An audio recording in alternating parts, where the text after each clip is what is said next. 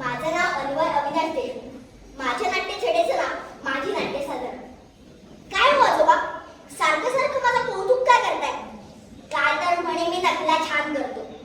Daddy ऑफिसात जाताना tie बांधतात, मग तो सेंटचा फवारा अंगावर कसा उडवतात वगैरे वगैरे. हो आजी, तुझंही कौतुक समजलं. काल तुझ्या दिनाच्या आजीला म्हणत होती ही पोरं मोठेपणी नाटक्या म्हणजे नट होणार. हो आजोबा, आलं लक्षात. त्यासाठी नाटकाचा अभ्यास करावा लागतो. टीचर ती आता कठीण आहे. तिथे गणितासारख्या राक्षसी विषयाला सुद्धा मी गलत नाही. तिथे नाटक तर ठरलं नाटक शिकायचं. साने मी नाट्यशाळेत गेलो. अरे बापरे, हे काय? सगळी मुलं खड्या सुरात प्रार्थना म्हणत होती, ती संस्कृत भाषेत. मेलो. इथे चुकून वाटला आलेली मराठी कविता सुद्धा आईच्या मदतीशिवाय म्हणता येत नाही. जिथे गेलं ते इंग्लिश मीडियम अडवायचं. संस्कृत का? तर म्हणे हे जीभ, दात, ओठ, गाल या सगळ्याचा व्यायाम होतो. हे टीचर, आमच्या दीदीनं केलेले रव्याचे लाडू करून बघा. जीभ, दात, ओठ, गाल, चमडा सगळ्याच व्यायाम होईल, तेही बसल्या ठिकाणी. काय म्हणाल दादा? आता धावाधावी करायची. Warming up. चला. हुश. दमलो रे बाबा.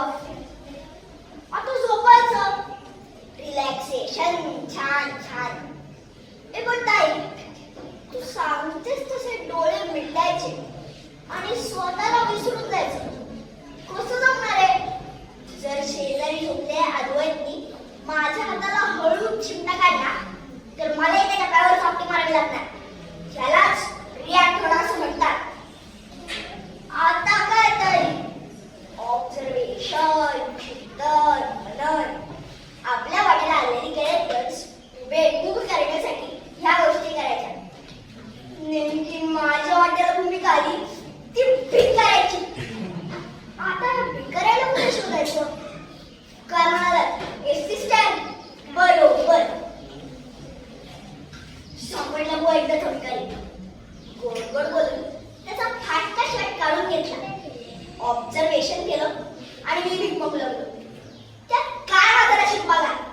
त्याच वेळी पुण्यातल्या लाडून सगळ्या विकारांची धरपकड सुरू झाली. दुर्दैवाने आम्ही सापडलो तर.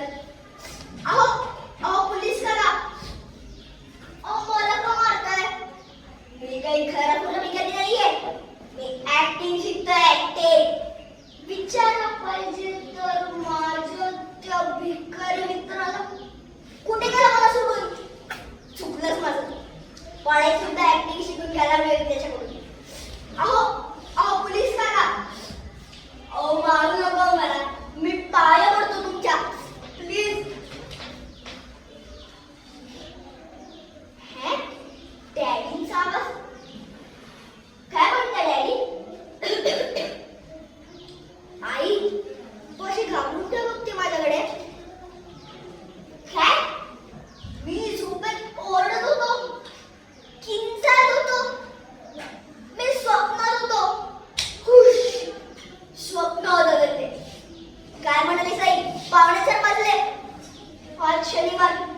4 दिवसा नाट्यवर्ग. मंडळी मी पळतो. उशीर झाला तर सगळी प्रार्थना एकट्या म्हणायला लागेल.